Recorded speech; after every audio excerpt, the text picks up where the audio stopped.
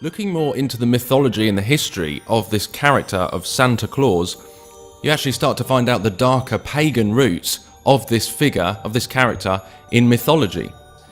Because Santa is a representation of the devil. And just taking the dualistic nature of Santa, which I came to realise recently, even with the name Santa Claus, the word Santa is an anagram of Satan, and the word Claus is an anagram of Lucas. So you've got that whole dark and light paradigm, the dualistic paradigm of Father Christmas. And you can even see in these ancient depictions, in this ancient artwork, Saint Nicholas with the 3 children of Saturn for Saturnalia. Saturnalia being the name of the festival that was celebrated in the winter solstice in ancient Rome, where people let loose and they drank too much and eat too much. Nothing similar to Christmas at all. And so as you can see here, Saint Nicholas is quite clearly linked, affiliated with the ancient Roman god Saturn. So back to the dualistic nature of Father Christmas, or Santa Claus, quite hypocritically, Santa himself seems to have both a nice and a naughty side. This shadow, this wicked evil aspect to Santa's character, is referred to as Krampus. And there's a big movie coming out right now about Krampus. And it depicts this lower demonic aspect to Santa's character, who comes to punish and torture children for not being good.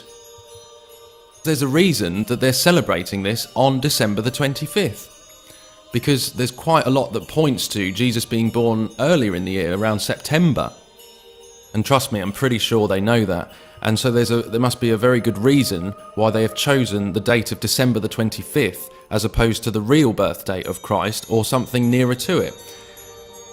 Well, the reason being is because December the 25th is the birth date of many, many Babylonian pagan gods, and this whole pagan festival is actually masquerading as light to many Christians. I think it's great to see family, and I think it's great to remember the birth of our Saviour, but please be aware that this festival is shrouded in pagan symbolism, and that Santa Claus, at the very, very least, is extremely dangerous. But the question that we need to ask is this the birthday of Christ? Was Christ born on December 25th? And if not, whose birthday is it? Well, hello everyone, I hope you're all well in this season, which is of course not the birth of Christ, but rather Saturnalia. Because we don't celebrate the ancient pagan festival of Saturnalia.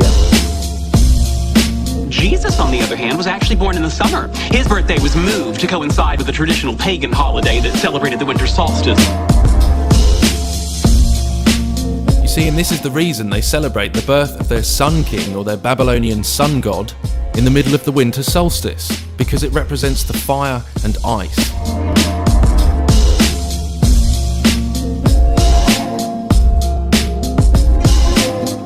Now, part of the practice of Christmas is, from the old country, the person known as the Holly King.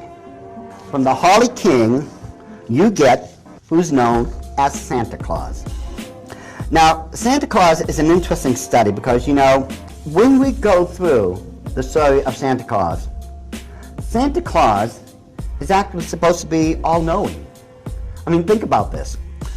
Doesn't Santa Claus know who's been good and who's been nice every single day of the year? That's one of Santa Claus's ability. He knows exactly who's been good and who's been nice, and he knows how this has worked for each individual throughout the year.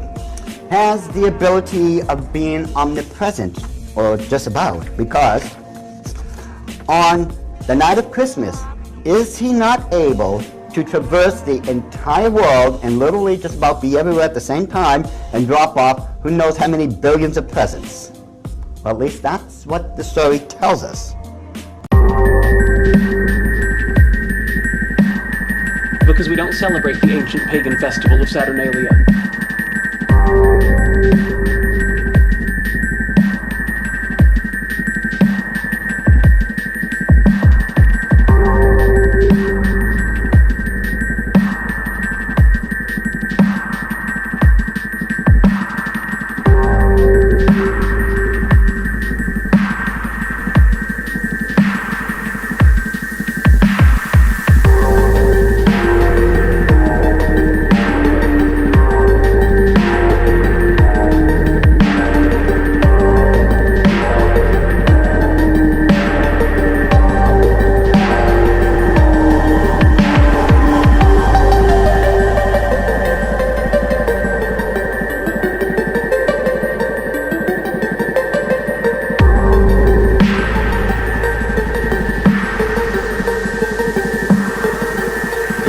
celebrate Saturnalia.